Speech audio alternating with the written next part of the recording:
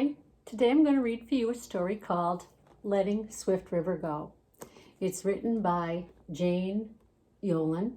It's a historical fiction book. So Swift River was once a valley in the western part of the state of Massachusetts. Then between 1927 and 1946, all the houses, all the churches, all the schools, all the cemeteries were moved, and all the markers of the people's lives were moved forever. What's there now is the Quabbin Reservoir, one of the largest bodies of water in New England. This story is a historical fiction story of how and why that story came to be. I'm going to dedicate this story to the third graders at Davis Thayer Elementary School because this year they studied Massachusetts.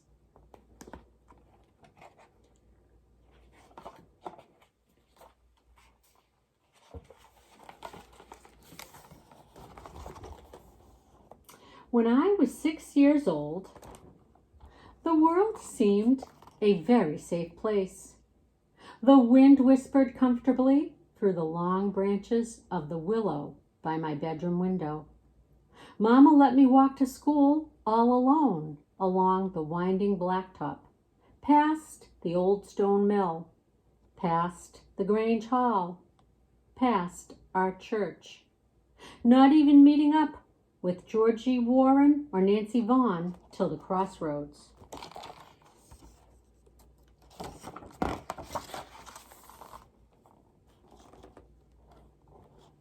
Georgie and I fished the Swift River in bright summer days, catching brown trout out of the pools with a pin hook and a bit of thread.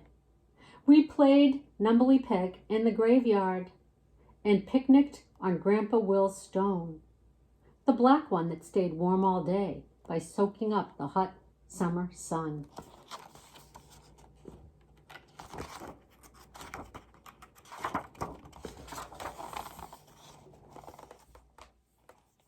And many summer nights, I slept out under the backyard maples with Nancy Vaughn.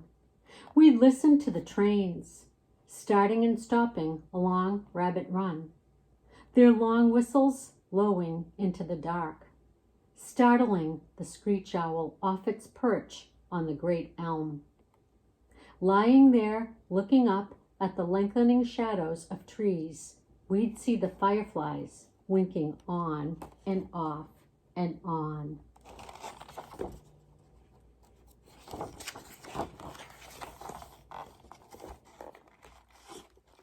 One night, Nancy Vaughn and her cousin Sarah from the city brought 3 mason jars to my house.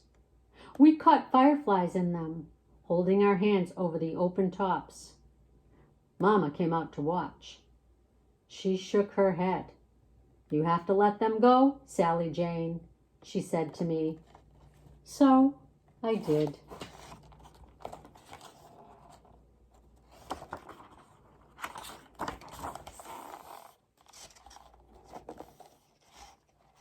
In the deep winter, Papa harvested ice from Greenwich Lake, and Mama kept the stove going in the house all day and all night.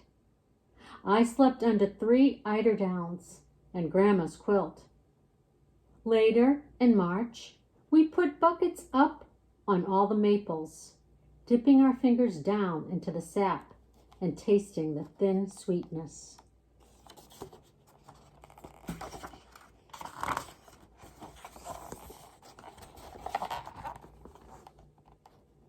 But then, everything began to change. The men went to Grange Hall, time after time after time. The women, too. Only nobody asked us kids. They all listened to men from Boston, because the city of Boston, 60 miles away, needed lots of water. Boston had what Papa called a mighty long thirst, and no water to quench it. We had water here in the valley. Good water, clear water, clean water, cold water, running between the low hills. We could trade water for money, or water for new houses, or water for a better life. So it was voted in Boston to drown our towns, that the people in the city might drink.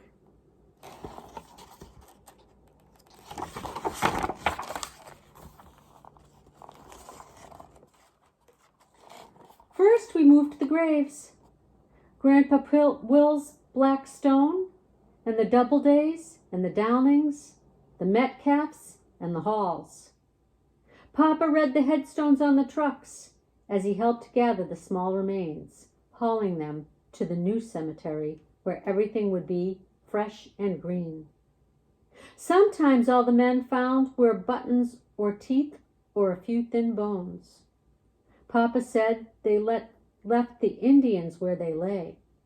No one wanted to bother them. But I thought it right they remain in sacred ground. The black flies were fierce. Papa said fierce. He had bites under his eyes, swollen like tears.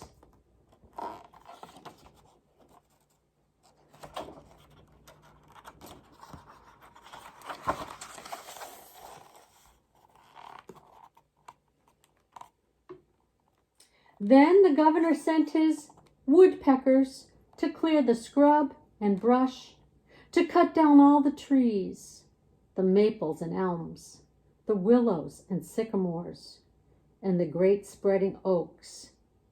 They were stacked like drinking straws along the roads, then hauled away.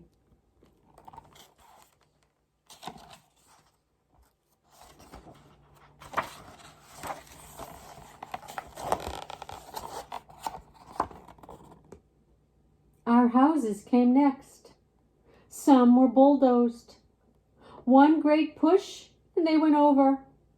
After 1 and 2 centuries of standing strong against wind and snow and rain. Georgie and I watched them push down the old stone mill till the windows of one wall stared out like empty eyes at the far-off hills.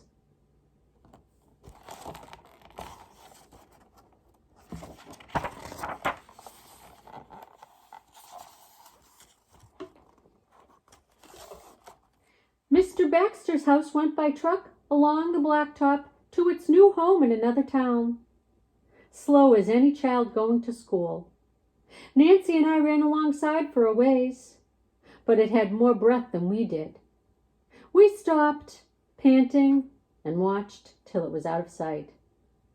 Then Mama and Papa and I moved away to New Salem, one big hill over, and into a tiny house where my room was warm all winter long. Nancy and her folks went to the city to be near her cousin Sarah. I never heard where Georgie went, never even got to say goodbye.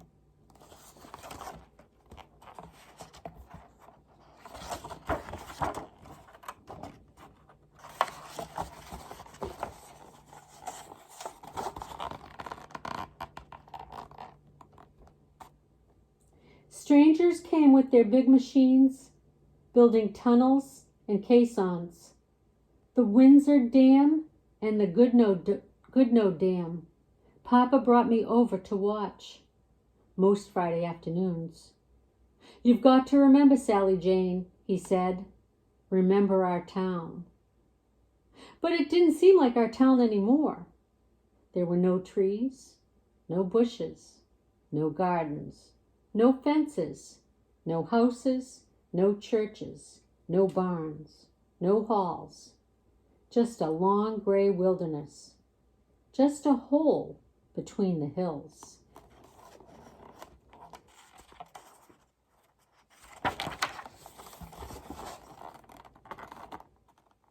The waters from the dammed rivers moved in slowly and silently. They rose like unfriendly neighbors, halfway up the sides of the hills, covering Dana and Enfield, Prescott and Greenwich, and all the little Swift River towns. It took 7 long years.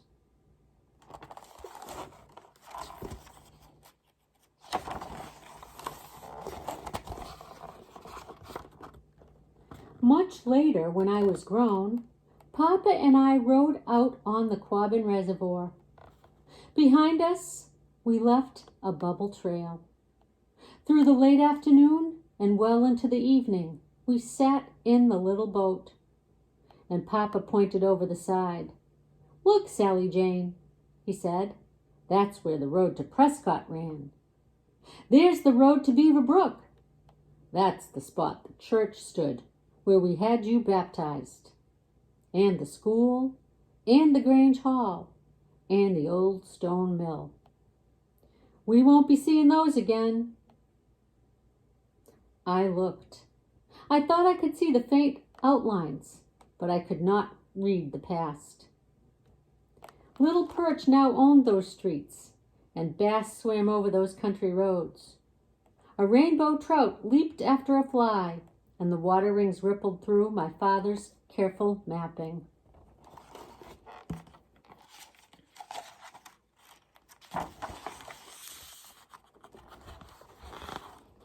When it got dark, the stars came out, reflecting in the water, winking on and off and on like fireflies.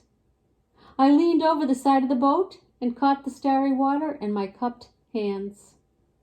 For a moment I remembered the wind through the willow, the trains whistling on Rabbit Run, the crossroads where I had met Georgie Warren and Nancy Vaughn. Gone, all gone, under the waters.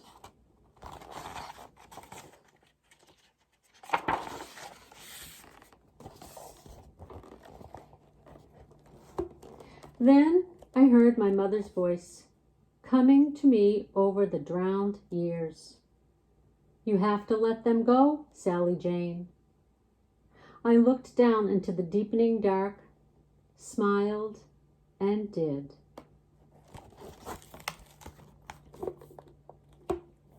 And that's the story of letting Swift River go. I hope you enjoyed it.